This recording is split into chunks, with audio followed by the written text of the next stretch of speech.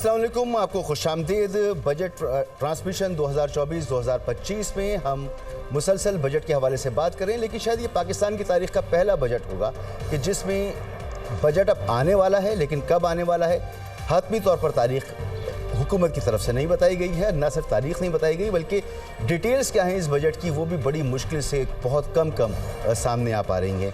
कुछ चीज़ें जो हमारे सामने आई हैं उसमें ये तो बहुत ऑब्वियस है कि जो बजट बन रहा है वो IMF की जो गाइडलाइंस हैं उनके मुताबिक बन रहा है। तजावीज़ तमाम सेक्टर्स ने हुकूमत को पहुंचाने की कोशिश की हैं, पहुंचाई भी गई हैं, लेकिन जो चीज़ें सामने आ रही हैं क्या कुछ हो सकता है इस बजट में, उसमें बताया जा रहा है कि पेट्रोलियम पर 5% सेल टैक्स आयद करने की तजवीज़ है, जिससे कि तकरीबन 600 अरब रुपए रेवेन्यू जमा होने की तवक्को है।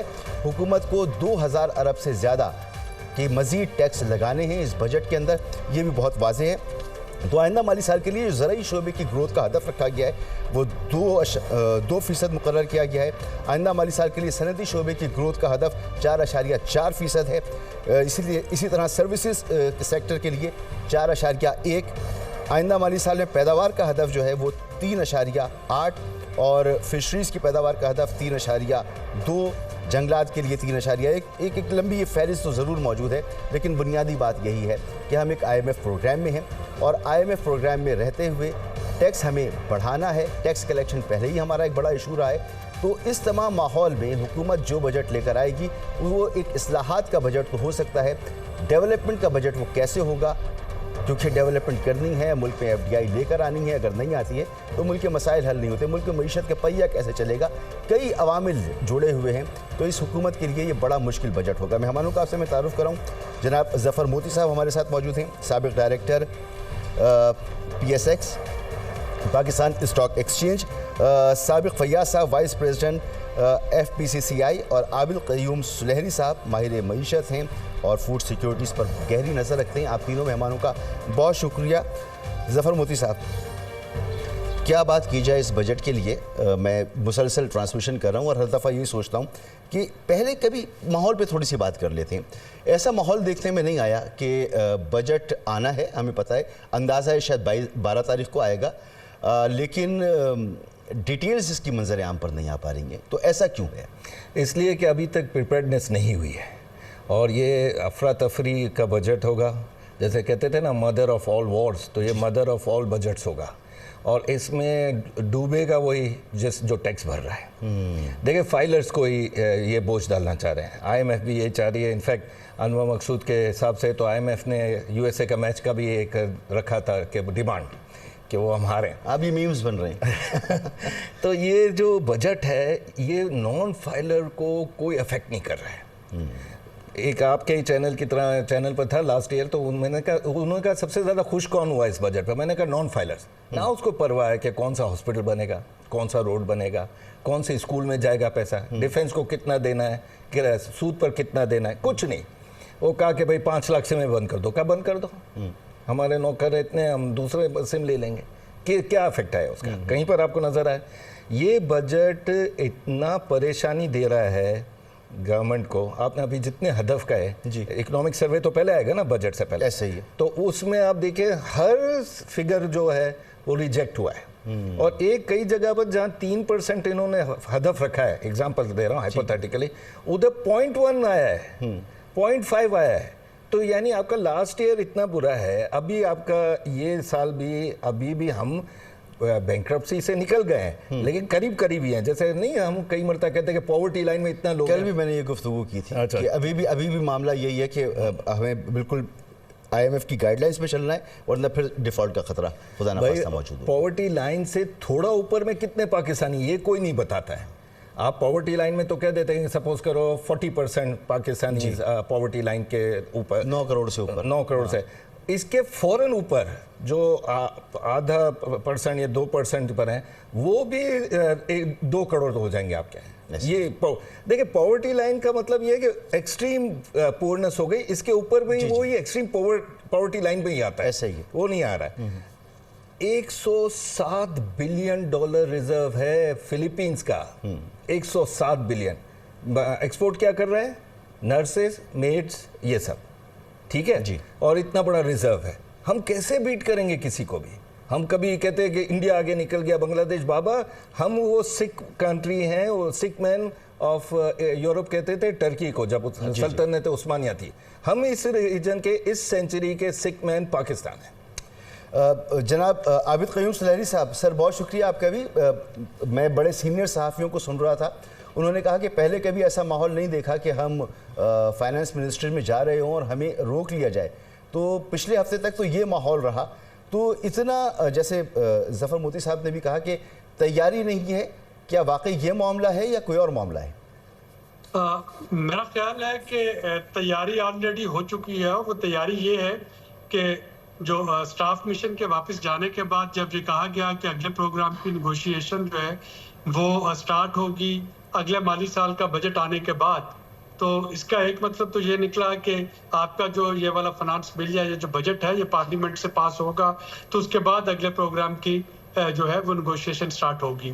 दूसरा इसमें ये बात निकली कि वो जो अगला बजट है वो पिछले साल के बजट की तरह नहीं हो सकता। आपको याद होगा कि पिछला बजट आया और उसके फौरन बाद वो तकरीर पढ़ने के बाद नंबर चेंज होना शुरू हो गए, चूंकि IMF ने उन नंबर्स पे अदम इत्मीनान का इजहार किया था और उसके बाद जो फाइनल बिल पास हुआ वो नंबरों से बिल्कुल मुख्तलिफ था जो कि तकरीर में किए गए थे। तो ये वाला जो बजट है इसमें ऑलरेडी जो चीज़ें पाकिस्तान ने कमिट की हैं उनको रियलिस्टिकली कैसे जो है अचीव करना है, ये उस पे होगा, टैक्स नेट पे होगा, या एनर्जी पे सर्कुलर डेट के हिसाब से होगा, ये नॉन टारगेटेड सब्सिडीज को कैसे ख़त्म करना है उसके हिसाब से होगा। और अगर आपको एक एम्बिशियस PSDP जो है वो अनाउंस करना है, जिसपे कि कुछ थोड़ी सी पहले 2 वजारतों में तकरार भी चली। फाइनेंस मिनिस्ट्री का ख्याल था कि 600 अरब से ऊपर नहीं जाना चाहिए PSDP, प्लानिंग मिनिस्ट्री का ख्याल था कि ये कम से कम 1.2 ट्रिलियन होना चाहिए। तो अगर आप भले सिंबॉलिकली ही उस PSDP को ज्यादा अनाउंस कर देते हैं तो फिर उसी हिसाब से रेवेन्यू भी आपको ज्यादा उसके मैयर जो है वो इंडिकेट करना पड़ेंगे। तो ये है जो इस पर खदोखाल। तो मेरा तो ख्याल है कि चूंकि इसमें अब बड़ी क्लैरिटी आ गई कि मुख्तलिफ सेक्टर्स वो कोई भी तजवीज़ लेके जाएं, अगर वो तजवीज़ जो है वो हमारी जो कमिटमेंट IMF के साथ था उससे मुताबिकत नहीं रखती तो वो तजवीज़ जो है वो ज़ेरे गौर आएगी ही नहीं। तो इसलिए ऑलरेडी तैयारी है और वो तैयारी यही है IMF की गाइडलाइंस, IMF ने जो लाइंस दे दी हैं उसी पे आगे बढ़ना है। हम और आप तो अपनी जगह, हुकूमत के अपने इत्तेहादी कह रहे हैं साकिब साहब कि उनको कुछ पता नहीं है। आज खुर्शीद शाह साहब ये बात कर रहे थे, कल हमारे साथ डॉक्टर शर्मिला फारूकी थी, वो बड़ी बरहम नज़र आ रही थी। तो पीपल्स पार्टी वाले कह रहे हैं हमें पता ही नहीं बजट कब आ रहा है और उसके अंदर क्या कुछ है। तो अब मुल्क में जाहिर सी बात है मईशत को तो बेहतर बनाना है, तो कितना रूम है हुकूमत के पास कि आने वाला बजट जो है वो ग्रोथ की तरफ मुल्क को लेकर जाए, FDI मुल्क में आ सके, कितना मार्जिन है? देखिए मैं आपको बताऊं कि इसमें जो आने वाला बजट है इस वक्त जो उन्होंने टारगेट उसका रखा हुआ है वो 13,000 बिलियन का रखा हुआ है और कोई भी टारगेट को अचीव करने के लिए पीछे एक पूरा बैक प्लान भी होना चाहिए।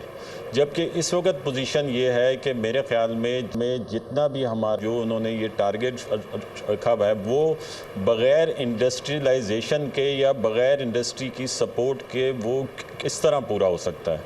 आप ये देखें कि जब जो एनर्जी प्राइसेस हैं हमारी, जो अभी तक इंडस्ट्री जो चीख कर हमेशा हर फोरम के ऊपर ये कह रही है कि रीजन में हम तमाम रीजन में सबसे हाई प्राइसेस हमारी हैं कि जो 16 सेंट हैं और इंडिया के अंदर ये 7 सेंट हैं, बांग्लादेश के अंदर ये 8 सेंट हैं और हम कहते हैं कि हमारी एक्सपोर्ट बढ़ जाएगी। हमारी प्राइम मिनिस्टर साहब से मुलाकात हुई थी और हमने उनको ये बताया कि जो हमारी प्राइसेस हैं एनर्जी की वो इतनी हाई है और पूरे रीजन में इतनी हाई है। तो उन्होंने हैरानगी का इजहार किया था कि ये कैसे हो सकता है कि ये वाली प्राइसेस में और इतना बड़ा फ़र्क हो और फिर जो है वो हम आपसे ये तवक्को करें कि आप अपनी एक्सपोर्ट बढ़ाएंगे और आप अपनी इंडस्ट्री बढ़ाएंगे। मुझे तो तमाम चीज़ों का ताल्लुक होता है इंडस्ट्री से और पीछे जो किस तरह हम लोगों ने अपना रेवेन्यू अचीव करना है। देखें ये कोई एक फार्मूला, अगर हम इतना आसान सा ये फार्मूला होता है कि आप टैक्स लगा दो, रेवेन्यू बढ़ा दो, तो फिर तो बजट बनाने की ज़रूरत ही नहीं थी। असल तो होता है कि टैक्स किस तरह लेना है, और जो ईज़ ऑफ पेइंग टैक्सेस है, जो ऑलरेडी एग्जिस्टिंग टैक्स पेयर हैं, उनको किस तरह हमने ईज़ करना है कि ताकि उनकी ग्रोथ मज़ीद बढ़े।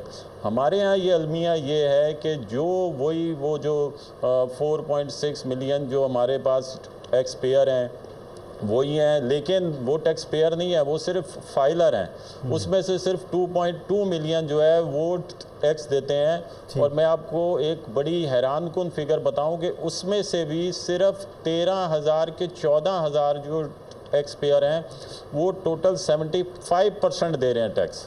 तो पूरे पाकिस्तान की इकनॉमी जो है वो 14-15 हज़ार लोग चला रहे हैं। ये कैसे चल सकती है इकनॉमी? ये कैसे आगे जो हम लोग कहते हैं कि हमारा मुल्क तरक्की करेगा? तो गवर्नमेंट जब तक ब्रॉडनिंग ऑफ टैक्स पर सीरियस नहीं होगी, देखें इन्फोर्समेंट के ज़रिए कभी भी कोई चीज़ यहाँ पर प्रूव हो चुका है पाकिस्तान के अंदर, वो चाहे स्मगलिंग हो, वो चाहे कोई टैक्स हो, ब्रॉडनिंग ऑफ टैक्स हो, हमेशा से हम 15, 20, 25 साल से 30 साल से यही सुनते हुए आ रहे हैं कि अब इस तरह हम टेलर को लाएंगे, टैक्स नेट पे लाएंगे, लेकिन एक कोई जामिया कोई मंसूबा होता है, कोई प्लानिंग होती है। इसमें तो मुसलसल नाकामी नज़र आ रही है साकिब साहब, आप दुरुस्त फरमा रहे हैं। लेकिन आपने इब्तिदा में जो बात की कि ये तजवीज़ पेश ग्रोथ आप डिजिटल करेंसी क्यों नहीं कर देते? जी, आप डिजिटलाइजेशन आप डिजिटल करेंसी की बात कर रहे हैं जफर साहब, हम यहाँ यही बात कर रहे थे कर दें हर जगह के हुकूमत को अगर ऑटोमेशन करनी है तो हुकूमत इसमें कर चुकी है। पहले शनाख्ती कार्ड हमारे, पासपोर्ट ऑफिस हमारा, करप्शन होती थी ना, ऑटोमेशन की ख़त्म हो गई। FBR का में क्या मसला है कि FBR में रिफॉर्म्स की बात की जाती है, हर हुकूमत करती है। आप मुशर्रफ साहब के दौर से उठा के देख लें, आज तक सब ने कोशिश करके देख ली, कोई इसमें कामयाब नहीं हो पाता। और आज हमारा सबसे बड़ा मसला यही है कि टैक्स कलेक्शन, जैसे ये फरमा रहे हैं कि 14,000 लोग मुल्क को चला रहे हैं, तो ये प्रॉब्लम क्यों सॉल्व नहीं होता? देखिए वो रिजीम जो है ना, राइट फ्रॉम द स्टार्ट जो है FBR की, वो गलत फार्मूले पर थी। जैसे 47 में टुकड़े हुए सब कॉन्टिनेंट के, तो उन्होंने वही रिजीम को कंटिन्यूस किया कि इंडिया ने, अगर आपके हमारे कुछ दोस्त अगर टेनिस का रैकेट लेना हो या गाड़ी में कैसेट प्लेयर लगाना हो तो उसके लिए भी अपने वालिद से पूछेंगे कि हमारे पास टैक्स में जगह है कि नहीं है। इतनी रिजीम सख्त। यहाँ पर कोई रिजीम नहीं। फिर ये अपने आप को FBR वाले कहते हैं कि हम बड़े जफाकश हैं, हम ईमानदार हैं, ये भी एक मसला। तीसरा जो सबसे बड़ा मसला है कि कोई नया रिफॉर्म लेकर आना चाहता है जो जैसे शबर जैदी को लेकर आए, तो वो उसके खिलाफ खुद FBR खड़ा हो गया कि आउटसाइडर्स को क्यों ला रहे हैं। ये तो कल पर 2 साल पहले हमारे सामने खड़ा होता था टैक्स के अपने क्लाइंट्स के लिए। ठीक है। तो अब जब भी ये रिफॉर्म्स की बात होती है, कोई बात होती है कि 14-15 हज़ार, ये आप मैक्सिमम इसको 25,000 कर लें। अगर आप बहुत ज़्यादा भी अगर गलत पड़ा होगा साकिब, तो भी ये 25,000 से ज़्यादा लोग नहीं हैं। और ये जो फाइलर्स और नॉन फाइलर्स, आपको पता है जब सेल्फ असेसमेंट शुरू किया था मुशर्रफ के टाइम में, तो लोगों को मैंने अपनी आंखों से लाइन में लगते हुए देखा है कि हमसे थोड़ा टैक्स ले लो। दे वर मेकिंग मनी मुशर्रफ के टाइम में। 4 मैं आपको फिगर्स दूंगा, आप खुद हैरान रह जाओगे। 2.5% का इंटरेस्ट रेट, 7.5, भले गलत भी हो, 7.5 की GDP, 60-61 का डॉलर। ठीक है, अभी हम कहते हैं करंट अकाउंट में हम सरप्लस हो जाएंगे। भाई आप इंपोर्ट ही नहीं करोगे तो सरप्लस हो जाओगे, इसमें कौन सी वो रॉकेट साइंस है? तो ये सब चीजें देखकर FBR, जब भी हम कहते हैं कि भाई दूसरी तरफ देखो, हमें जलील नहीं करो, जो टैक्स पेयर हैं दादा दादी परदादी के लेवल से, उनको ही जलील मत करो, कहीं और भी दिखाओ। अपने छोटे सिटी में तो जा ही नहीं सकते, ठीक है, ज़रात की तरफ ये जा नहीं सकते। अभी रियल स्टेट की तरफ ये बात कर रहे हैं क्योंकि IMF ने एक चलाया हुआ हंटर, अगर ये रियल स्टेट को, ज़रात को इसमें करें तो जो ब्रीदिंग स्पेस मिलेगा जो ऑलरेडी टैक्स पेयर्स हैं। मगर पॉलिटिकल मसलिहतें आ जाती है ना, सियासी मसलिहतें इसमें बीच में आती हैं। क़य्यूम सुनैरी साहब, 2% शरह सूद में कमी की तवक्को है कि शायद इसका ऐलान हो जाए, लेकिन उसके साथ साथ पेट्रोलियम मसनूआत पर 5% से 10% तक इजाफे की तवक्को है। तो इसका मतलब ये कि वन टाइम होगा अगर जो है वो पॉलिसी रेट कम हुआ भी, क्योंकि ये इसके बाद इसका इन्फ्लेशन का इफेक्ट आएगा मईशत के ऊपर, पेट्रोलियम का। जी मसूद भाई, देखिए जो आपका मॉनेटरी पॉलिसी है वो तो अब हर 2 महीने के बाद मॉनेटरी पॉलिसी कमेटी बैठती है जी, वो डिसाइड करती है। इस वक्त तवक्को की जा रही है कि शायद ये 2% नीचे जाए। हो सकता है कि अगले 2 महीने के बाद हालात ऐसे हो कि ये मजीद नीचे आए या मजीद ऊपर जाए। तो एक तो ये कि इसके हम लॉन्ग टर्म प्रेडिक्शन जो है वो स्टेट बैंक अपना ट्रेंड तो बता सकते हैं, गवर्नर स्टेट बैंक, लेकिन उसको अभी मैप नहीं किया जा सकता कि वो क्या होगा। इन्फ्लेशन में जो इस वक्त कमी देखने में आई वो बुनियादी तौर पर 2 चीज़ों की वजह से। एक एनर्जी की कीमतों में, चूँकि internationally furnace oil, crude oil की कीमत कम होने की वजह से यहाँ पे पिछले महीने हमने देखा कि पेट्रोल और डीजल की कीमतों में 25 रुपए पर लीटर जो है वो उसमें कमी आई। और दूसरा गंदम और चावल की कीमतें जो हैं, खाने पीने की चीज़ें, उनमें कमी आने से मेरी ज़ाती राय ये है कि बजट आने के बाद शायद इसमें से कुछ इम्पैक्ट जो है वो ऑफसेट हो जाएगा और कुछ महंगाई दोबारा आएगी। और हो सकता है कि स्टेट बैंक अभी इतना ज़्यादा वो जो है अगली मॉनेटरी पॉलिसी में मोहतात रहे और इसको फर्दर नीचे ना लेके आए। आपने जो पेट्रोलियम पे सेल्स टैक्स की बात की, मेरा ख्याल है कि उसमें सेल्स टैक्स की जगह शायद हुकूमत कार्बन टैक्स लेके आने में ज्यादा इंटरेस्टेड होगी, क्योंकि अगर सेल्स टैक्स लगता है तो वो सूबों में चला जाएगा, फेडरल विजिबल पूल का हिस्सा बन जाएगा। अगर वो लेवी रहता है, जैसे कि एक तजवीज़ ये भी है कि पेट्रोल में लेवी को 60 रुपए से बढ़ा के 80 रुपए तक ले जाया जाए, तो अगर वो लेवी रहता है या वो कार्बन टैक्स की शक्ल में आता है तो फिर तो वफाकी हुकूमत को उसका फ़ायदा होगा। और मेरा ख्याल है कि वफाकी हुकूमत यही चाह रही होगी। लेकिन जो आपके सवाल की तरफ आते हुए, इन्फ्लेशन को अभी हमें मजीद उन नंबर्स को बजट आने के बाद देखना होगा कि टैक्सेस के बढ़ने से या एनर्जी की कीमतें बढ़ने से इन्फ्लेशन किस करवट बैठती है, और उसी हिसाब से फिर हमें मॉनेटरी पॉलिसी जो है वो एडजस्ट करना होगी। ठीक है साकिब साहब, आपने पहले जिक्र किया एनर्जी प्राइसेस का, वो हमारे हाथ में नहीं है। इंटरनेशनल मार्केट में कीमतें कम होती हैं तो हम कुछ कम करते हैं, लेकिन IMF का जो हमारे पास हम पर दबाव है, कुछ हमें टैक्सेस लगाने हैं, आप उसको कोई भी नाम दें, तो उसमें तो हम बहुत ज़्यादा कमी नहीं देख पा रहे। अगर मईशत को बेहतर होना है तो पेट्रोलियम मसनूआत की कीमतों का कम होना चाहिए, अजनास की कीमतें जो हैं वो आलमी मार्केट में कम होनी चाहिए, जो हमारा पॉलिसी रेट है उसको हमें मेंटेन रखना है, और वो पॉलिसी रेट में हमें कमी करनी है, और एक्सचेंज रेट जो है वो मार्केट बेस्ड रखना है। तो हमारे पास इसमें रूम है कहाँ पर, हम क्या कर सकते हैं? बहुत ज़्यादा तब्दीली तो नज़र नहीं आ रही, शायद 1-8% कुछ आगे पीछे हो सके। एनर्जी का हमारे हाथ में नहीं है, जो इलेक्ट्रिक प्राइसेस हैं वो हमारे हाथ में हैं। हम अल्टरनेट एनर्जी की तरफ जा सकते हैं, हम विंड पावर एनर्जी की तरफ जा सकते हैं। आईपीपीएस का क्या करेंगे सर? जो ये 16 सेंट है वो 4 सेंट में हम हासिल कर सकते हैं।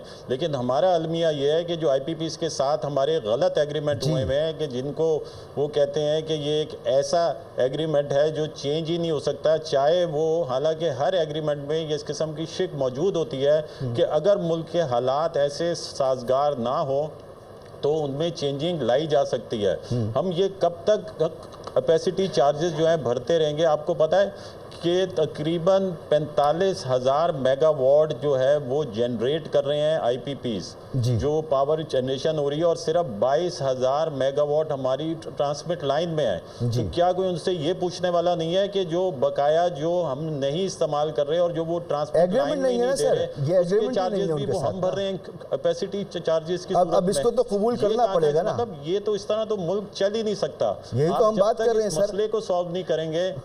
और जो बात हो रही थी कि इतनी सारी चीज़ें हैं कि ये इधर ये बढ़ गया टैक्स, इन्फ्लेशन बढ़ गई या कम हो गई, आप मेजर चीज़ को जब तक जो मेन जो उसकी रूट कॉज है उसको जब तक एड्रेस नहीं करेंगे ये नहीं होगा। दूसरी तरफ है फाइनेंशियल कॉस्ट। हमें मॉनेटरी पॉलिसी में हमें 8 से 10% इंटरेस्ट रेट कम करना पड़ेगा। पहले था कि जी इन्फ्लेशन है तो इसलिए हम बढ़ा रहे हैं, इन्फ्लेशन भी 12% पर आ चुकी है। यानी ज़मीनी हक़ाइक़ तो ये बता रहे हैं कि मुमकिन ही नहीं है। चाहिए कि वो भी 12% पर इंटरेस्ट रेट वो लेकर आ जाए गवर्नमेंट के। फाइनेंशियल कॉस्ट हमारी कम से कम, कुछ कॉस्ट तो हमारी कम है, जो कॉस्ट ऑफ प्रोडक्शन है हमारी, कॉस्ट ऑफ जो प्रोडक्ट है हमारी, कि हम लोग पूरे रीजन में कम्पीट कर सकें। एक्सपोर्ट के बगैर हम लोग कुछ भी कर लें, हम लोग नहीं सर्वाइव कर सकते, हम लोग नहीं ग्रोथ कर सकते। 12% पर अगर आए तो फिर डॉलर कहाँ जाएगा? ये तो यही कि एक तरफ से अगर हम कुछ कोशिश करें तो दूसरी तरफ से मामला हमारे हाथ से निकल जाते हैं। एक बात तय है कि मुल्क को इस वक्त ज़बरदस्त किस्म की रिफॉर्म्स की ज़रूरत है, और रिफॉर्म जो अवामिल होने चाहिए किसी हुकूमत के पास, बदकिस्मती से हुकूमत उनसे महरूम है। एक ब्रेक लेते हैं और ब्रेक के बाद बात करते हैं कि रिफॉर्म्स क्या कर सकते हैं, प्राइवेटाइजेशन है, दूसरी चीज़ें, 10 चीज़ें डिस्कस करते हैं ब्रेक के बाद।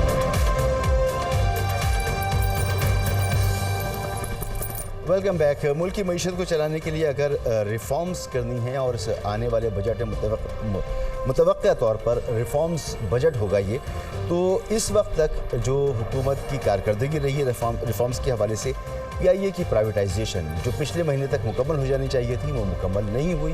बायर भी बहुत तगड़े उसमें नहीं आए। एसओईस में कोई हम रिफॉर्म्स नहीं कर पाए। पेंशन के मसाइल हमारे जूं के तू मौजूद हैं। स्टेट और ऑर्गेनाइजेशंस जो हैं उनमें कोई इस्लाहात या उनके हवाले से कोई ग्राउंड वर्क हमें अब तक नज़र नहीं आ रहा। तो क्या बजट के बाद इसमें तेज़ी नज़र आएगी सर? देखिए, यही तो एक इशू है कि इस दफ़ा जो मिनिस्ट्री ऑफ फाइनेंस जो ओपन डोर पॉलिसी पर होता था, उधर से कोई हमें सिग्नल्स भी नहीं आ रहे। पहले सिग्नल्स आते थे कि घबराने की बात नहीं है, कोई इशू नहीं होगा। ये रिफॉर्म्स किस तरह लाएंगे, कैसे लाएंगे, इसको मिस्ट्री में रखने से क्या फ़ायदा है, कौन फ़ायदा उठा रहा है? क्या बिहाइंड द डोर्स आईएमएफ से निगोशिएशन चालू है कि थोड़ा वो इजी कर दे? क्योंकि जब आईएमएफ तो से नहीं मान रहे जी किसी बात को, आप वो तो, लेकिन औरंगजेब साहब ने फाटा पे नहीं मान रहे। हाँ, ये तो अभी आ गई है, आ गई है ये बात। औरंगजेब साहब ने जिस टाइम उठाया था, उन्होंने कहा था हम इनसे ज़्यादा मांगेंगे, 6 बिलियन की जगह 8 बिलियन मांगेंगे और लॉन्गर टर्म्स के लिए मांगेंगे। ये 2 सेंटेंस से बड़े पॉजिटिव थे, कैपिटल मार्केट के लिए भी पॉजिटिव थे और आम इन्वेस्टर्स के। ये तो दोनों कहीं, ये बात तो कहीं नज़र ही नहीं आ रही। ये जो सलेरी साहब कह रहे थे ना कि बजट का आना, पास होना, उसके बाद निगोशिएट करना, इसका मतलब है हम देखेंगे कि तुमने क्या क्या रिफॉर्म्स किए हैं। और इन्होंने अभी तक ये इंसिस्ट भी रियल स्टेट के अलावा नहीं किया कि ज़रात की तरफ जाएं। ये ज़रात के ऊपर, ज़रात पे तो सूबों ने टैक्स लगाना है। हाँ, अब ये कार्बन टैक्स लगे कि ऑक्सीजन टैक्स लगे, ये जाना चाहिए फेडरल को। और अगर सूबों को इतने ही करप्ट हैं, 4 ही सूबे हैं अल्हम्दुलिल्लाह, अब तो रह ही 4 गए, तो 4 सूबों में 4 ही थे 5 थे ना यार, क्या बात कर रहे हैं यार, वो भी एक हमारे पैदा होने से पहले थे। हाँ, नहीं हम पैदा हो गए थे, लेकिन वो उस इशू के जो ड्रॉबैक्स है वो आज तक हैं। आप यकीन करें, वो नेशनलाइजेशन, वो बिग बिजनेसेस को ख़त्म कर देना, वो पीएनएससी की इंडस्ट्री। मैं देख रहा था ये जो सब्सिडी की पॉलिसी है, जुल्फ़िकार अली भुट्टो साहब ने नेशनलाइजेशन पॉलिसी के साथ शुरू की थी, फिर ज़िया, और ज़िया के बाद ये 90 की पूरी दहाई और मुशर्रफ साहब, और आज तक उस पॉलिसी से फिर हमारी जान नहीं छूटी। सर आबिद क़य्यूम सलेरी साहब, सर रिफॉर्म्स के लिए हुकूमत के बड़े बहुत फैक्टर्स होते हैं जिसकी वजह से हुकूमत कर सकती है। सबसे पहले ये कि हुकूमत खुद है कितनी मजबूत, उसकी पार्लियामेंट के अंदर अक्सरियत क्या है, उसका आवाम के अंदर उसकी मकबूलियत क्या है, फिर उसके पास जो लोग हैं वो कितने ज़्यादा इसमें इन हैं। तो सर इसमें कुछ भी फैक्टर्स आपको नज़र आ रहे हैं? क्योंकि अभी तक तो रिफॉर्म्स जो होनी चाहिए थी वो नहीं हो रही हैं, हमें नज़र तो नहीं आ रही हैं।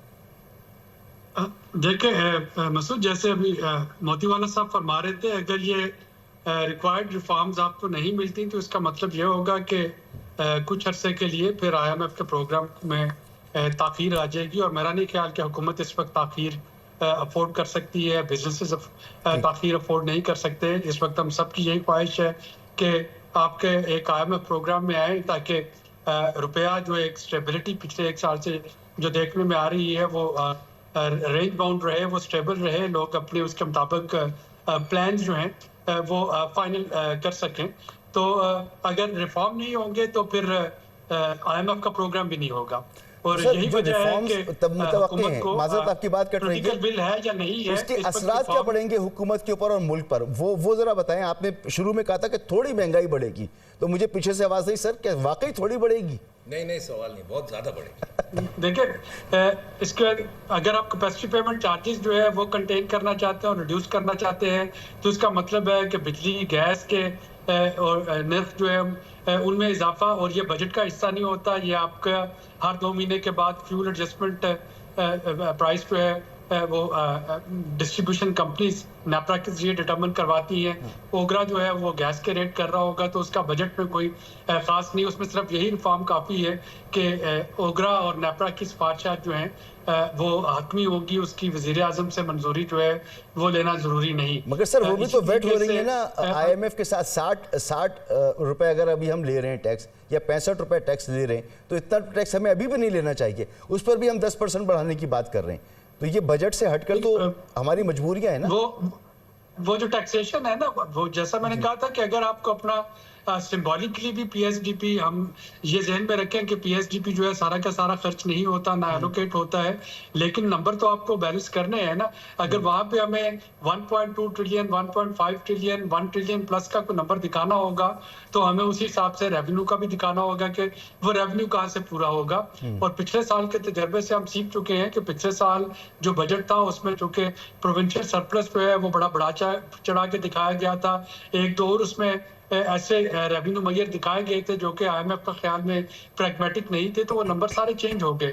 तो इस वक्त हुकूमत को ये देखना होगा कि साकिब साहब आपका क्या इनपुट है इस तमाम सूरत हाल पर? सर क्या क्या करे हुकूमत?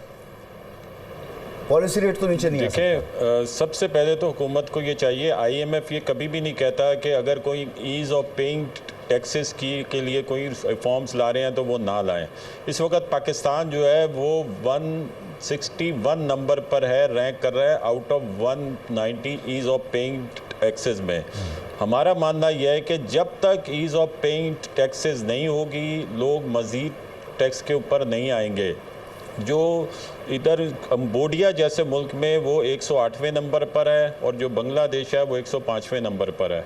तो ये कैसे हो सकता है कि पाकिस्तान 161 नंबर पर है ईज़ ऑफ पेइंग टैक्सेस में, और उसको आप अपनी पॉलिसीज़ को, मेन होती हैं पॉलिसीज़ कि कैसे टैक्स लेना है आपने, जो टैक्स पेयर हैं उनको ईज करने हैं, और जब उनको देखते हुए सर अपनी मजीद ब्रॉडनिंग ऑफ टैक्स हमने कैसे करनी है, ये हो ही नहीं सकता कि आप इतनी ऐसी पॉलिसीज ये रखें, इतनी हैरेसमेंट वाला पॉइंट आ गया कि ईज ऑफ डूइंग बिजनेस लाजमी है।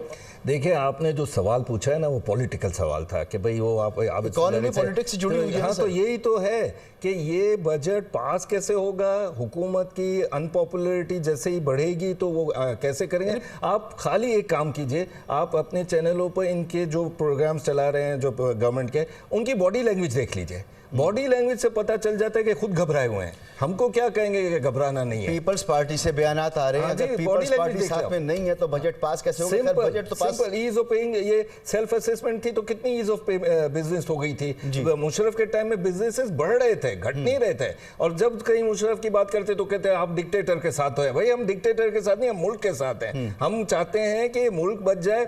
लास्ट ईयर प्री बजट के प्रोग्रामों में A to Z हम सब साथ बैठे थे, एक ही बात कर रहे थे, IMF से निगोशिएट कर लो, बैंक्रप्सी बचा लो, 25 करोड़ आवाम भूखी मर जाएगी IMF के बगैर। अभी तो IMF दंदनाता फिर रहा है, अभी भी आप उसकी बात नहीं मान रहे। अच्छा साकिब साहब, इसमें हुकूमत को चाहिए था, मेरे पास वक्त खत्म हो गया, हुकूमत को शायद चाहिए था कि एक वाइट पेपर जारी कर देती जी, उस पर डायलॉग होता, बातचीत होती, सिफारिशात जाती, लेकिन ये नज़र आ रहा है कि हुकूमत के पास रूम ही नहीं है, इतना भी रूम नहीं है कि वो जो भी करना चाह रही है वो पब्लिक के सामने ले आए और उस पर डिबेट करवा ले।